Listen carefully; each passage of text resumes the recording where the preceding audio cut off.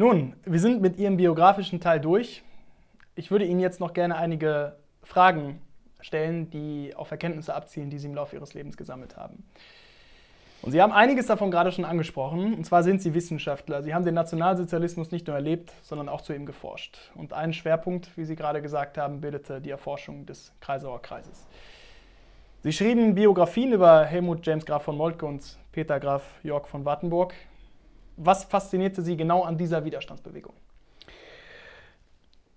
Weil ich nachweisen kann, dass der Widerstand dieser Leute erwachsen ist aus ganz bestimmten theologischen und ethischen Prämissen, die für sie galten. Zum Beispiel das Gebot der allgemeinen Liebe, wie sie in der Bergpredigt und woanders ist. Das ist schnell gesagt, aber in der damaligen Zeit galt die Liebe nur der eigenen arischen Rasse und dem eigenen Vaterland. Da ist dann eine solche Orientierung, nicht, an Menschenrechten und so weiter, ist ein revolutionärer Widerstandsakt. Ja. Das muss man sehen. Und so kann man bei vielen dann nachweisen, dass sie aus einer tiefen Verantwortung als gläubige Christen gehandelt haben. Sie waren ja nicht so sehr getrieben von der Errichtung etwa einer demokratischen Gesellschaft oder so, wie die Gesellschaft nach dem Verschwinden Hitlers aussehen sollte. Darüber hatten sie auch einiges gesagt, aber sie hatten sich da nicht festgelegt, weil sie gut historisch denken konnten und immer sagen mussten, wir wissen ja nicht, wie der Krieg ausgeht. Ja. Ne? Dennoch habe ich selber in Ihren Büchern dazu gelesen, zu den Vorstellungen, zu diesen grob schematischen Vorstellungen, die dieser Kreisauer Kreis eben für die Nachkriegszeit hatte, unabhängig von der Art und Weise, wie dieser Krieg nun ausginge. Glauben Sie, dass von allen Widerstandsbewegungen der NS-Zeit diejenige war, die, nun sagen wir, die konkretesten Vorstellungen von einem danach hatte? Bei weitem. Ja. Bei weitem. Das können Sie in Ösen noch mit dem Gördeler-Kreis, ne? Aber die hatten ja ganz andere Vorstellungen. Die wollten ja einen autoritären Staat errichten. Das wollten die Kreisauer nicht. Ja. Die wollten schon einen demokratischen Staat haben, einen pluralistischen Staat und so weiter. Ich kenne keine Entwürfe, die konkreter gewesen sind als die der Kreisauer. Dass da natürlich auch von hinten her gesehen auch manche Naivitäten und Unmöglichkeiten drinstehen, das ist doch ganz klar. Ja? Aber die Hauptlinie war klar, die Gründung eines Gemeinwesens auf dem Fundament von Werten, von Grund- und Menschenrechten. Das heißt also eine westliche Verfassungsorientierung. Entspricht diese Vorstellung, diese Planung der Zeit nach dem Kriege, die die Kreisauer unternommen haben, auch in Teilen der heutigen Lebensrealität? Also ich würde sagen, nur in Teilen.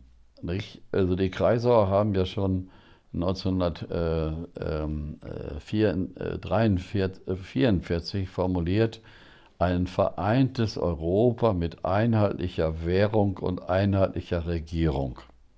Ja. Haben die schon gesagt. Das waren Europäer. Ja? Dies haben wir bis heute nicht verwirklicht. Und so könnte man vieles nennen, zum Beispiel auch die Eigentumsfragen bei Unternehmen und Betrieben. Die Kreisauer waren für ein mitbestimmtes Miteigentumssystem der Produktionsstätten und so, Unternehmen und so weiter. Also vieles von denen sind wir weit weg von denen. Aber anderes wiederum, wie Rechtsstaat, wie Unabhängigkeit der Justiz, Gewaltenteilung, das ist verwirklicht worden. Also man kann nie sagen, sie haben in allem Vorreiterdienste gemacht. Nein, nein, sie sind in bestimmten Überlegungen, auch in der Nachkriegsgeschichte Deutschlands, bis heute nicht angenommen worden. Ja? Etwa dieser Europagedanke. Ja? Warum? Das haben sie aber gesagt, weil sie wussten, wenn wir jetzt wieder wie nach dem Ersten Weltkrieg anfangen, die Staaten neu zu organisieren, das ist die Wiedergeburt des Nationalismus. Und das war es dann ja auch. Ja? Und die haben gesagt, wir brauchen in Deutschland keine Grenzen zu verändern, wenn all diese Staaten föderal miteinander in einem vereinten Europa zusammenleben, gleiche europäische Regierung haben und so weiter und so weiter. Dann wäre dieser ganze, ja, wenn man so will, Teilung Europas, ne, nicht möglich gewesen.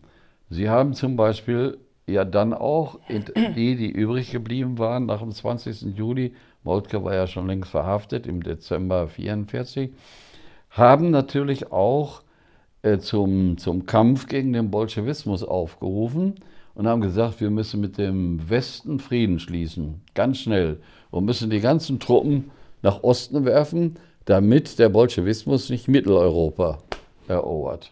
Ja. Hat sich keiner nachgerichtet, ne? Ist ganz anders gekommen.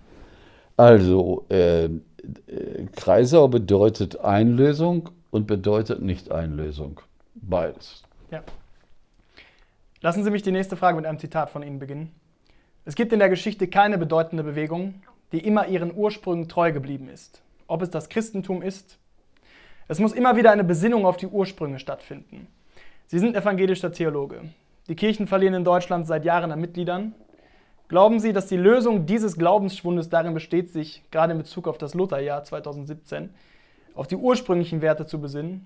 Man muss Luther also nur im Original begreifen und die Lösung ist gefunden? Nee. Man muss Luther im Original begreifen, um nicht die falschen Angebote der Lösungen von heute Glauben zu schenken. Das heißt also, Luther im Original zu lesen, heißt ja, einen Menschen zu leben, der uns in vielen Dingen fremd ist. Er ist nämlich ein Mensch an der Schwelle zwischen Mittelalter und Neuzeit. Ja? Und Luther aus seinem historischen Kontext herauszulesen, ist aber wichtig, um all die Verzerrungen, die nach ihm gekommen sind, was da unter Luther und Luthertum gelaufen ist, hat mit dem Original Luther sehr wenig zu tun. Ja? Und auch heute ist die Gefahr, dass man sich wieder den Luther so zurechtbaut, wie man ihn heute gebrauchen kann. Ist ganz einfach. Nicht? Man braucht nur ganz bestimmte Schriften und Zitate zu bringen und dann meint man erwiesen zu haben, was er für heute sein kann. So einfach ist das nicht.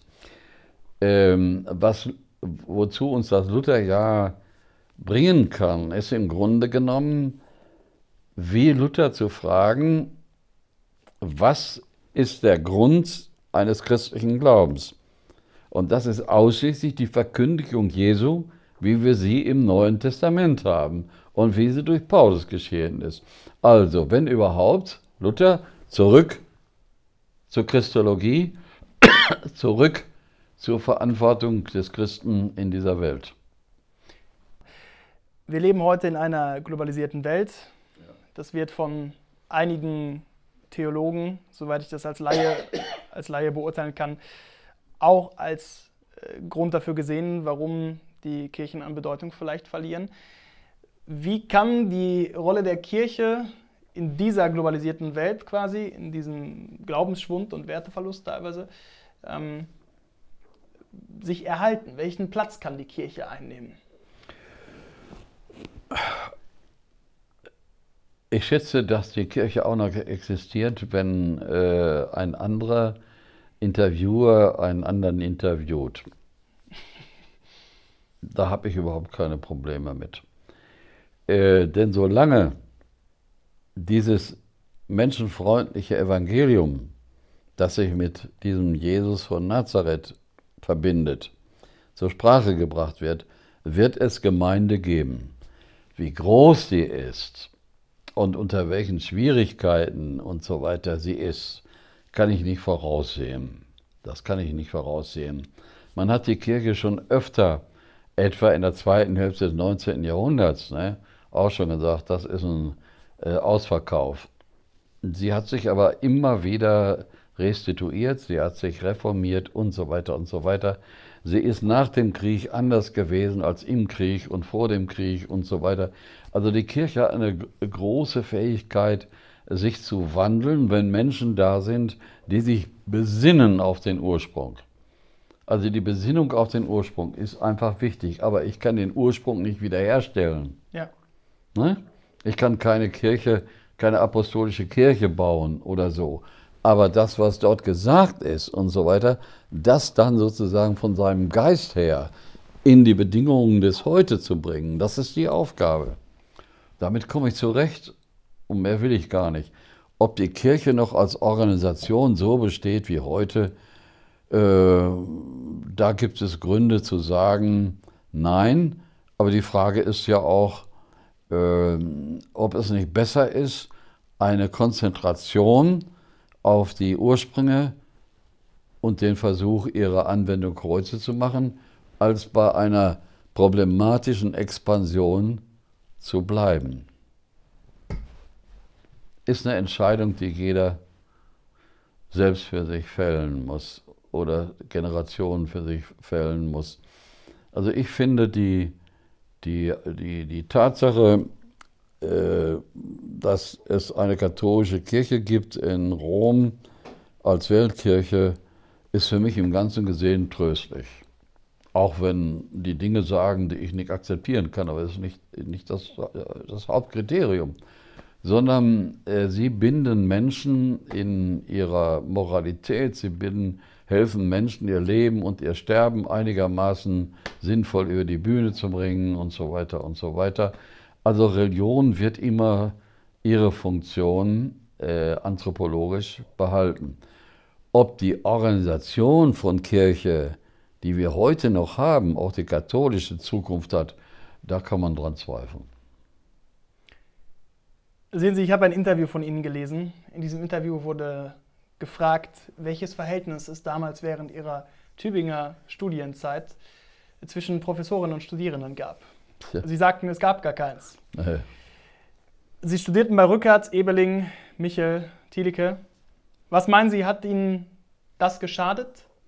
Ist mit dem heutigen Verhältnis zwischen Professorinnen und Studierenden etwas gewonnen? Also für mich jetzt, die Kompensation dieser mangelnden Zuwendung der Professoren, das waren alles ziemliche Aristokraten, nicht? Um es freundlich zu sagen. Ja? Die kamen ja alle aus der Weimarer Zeit, zum Teil aus der Kaiserzeit und so weiter. Ne? Das waren Herren, nicht? Mit ein paar kleinen Ausnahmen, aber im Ganzen Sinne waren sie Herren und so weiter. Von denen habe ich aber dann in Vorlesungsseminaren viel gelernt. Und die eigentliche kirchliche Sozialisation haben wir wiederum durch Studentengemeinde und durch unseren Pfadfinderbund, der ja dann weiterlief, ne, bekommen. Wir waren gar nicht auf diese Leute angewiesen in der Entwicklung unserer Religiosität. Das wäre ja auch ein Ding gewesen. Der Unterschied von damals und heute, wie ich es dann erlebt habe, ist natürlich klar. Wir waren alle viel offener gegenüber den Studenten, den Studierenden und hatten keine Probleme, waren nicht aristokratisch oder sowas, glaube ich nicht. Wir waren ja auch schon demokratisch sozialisiert, was ja unsere Lehrer alle nicht waren. Alle nicht. Nicht? Das ist ein Unterschied. Ob das nun unbedingt ein Vorteil ist, das muss jeder entscheiden, wer es erlebt. Wenn man sich sowohl ihr parteipolitisches Schaffen als auch ihr wissenschaftlichen, ja, sagen wir, Fokus und Schwerpunkt ansieht, dann gibt es immer verschiedene Kernbegriffe quasi. Es geht um Glauben, es geht vor allem aber auch um das Verhältnis zwischen Individuum und Gesellschaft. Was glauben Sie, ist der Beitrag, den das Individuum zur Gesellschaft leisten muss, heute ein anderer als vor wenigen Jahrzehnten noch? Das Letztere weiß ich nicht, aber eins weiß ich ziemlich genau. Ich muss einen Begriff, und nicht nur Begriff, sondern dem muss das Leben entsprechen. Als Individuum bin ich eine einmalige Ausgabe. Aber als Individuum existiere ich nicht, sondern ich existiere nur als Mitmensch, als Person. Und ich und du gehören dialektisch in ihrer Unterschiedenheit, aber unzertrennbar zusammen. Und ich und du als wir, das ist meine Denkkategorie, die habe ich gelernt. Von Anfang an. Ich kann sehr individualistisch sein, ich kann sehr solidarisch sein, beides muss sein. Ne? Und von daher gesehen ist für mich eine Personalität ohne Sozialität, ohne Gemeinschaftlichkeit Nicht möglich. nicht möglich. Gut. Vielen Dank dafür. Jetzt muss ich Sie noch mit einigen Begriffen konfrontieren. Das ist der letzte Teil dieses Interviews. Es geht darum, dass wir einige Begriffe vorgeben, die Sie mit kurzen Statements kommentieren. Ja. Gut. Der erste ist Burka-Verbot. Habe ich noch nicht so ganz ernsthaft drüber nachgedacht. VfL Bochum. Ich freue mich, wenn der VfL gewinnt, aber ich habe ein durch und durch Schalker Herz. Dietrich Bonhoeffer. Einer für mich größten Theologen, der aber in seiner politischen Relevanz überschätzt wird. Agenda 2010. Trotz Bedenken mit den Folgen, die Voraussetzungen unserer Konjunktur. Postfaktisches Zeitalter. Ja, das können sich nur Spinner erlauben. Okay, ja. Altersarmut. Wenn Altersarmut diskutiert wird, die ich nicht bezweifle, muss aber gleichzeitig über Altersreichtum diskutiert werden. Denn die Frage der Gerechtigkeit ist dann eine Frage des Willens zur gesetzlichen Umverteilung. Loyalität. Eines der wichtigsten ethischen Kategorien und Praktiken, die es überhaupt gibt. Rot-Rot-Grün.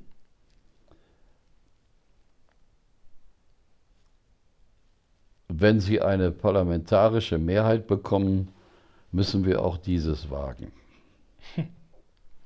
Das war der letzte Begriff. Ja. Nun habe ich noch eine allerletzte Frage dieses Interviews. Wie geht's weiter? Also im Moment befasse ich mich mit Luther und habe ja da schon einiges gedruckt und jetzt bin ich bei dem Luther-Jubiläum 1883. Das ist gerade, liegt in den letzten Zügen. Also ich habe keine Sorge, dass mir die Themen ausgehen. Die einzige Sorge, die wir haben in unserem Alter, ist, dass wir einigermaßen gesund bleiben.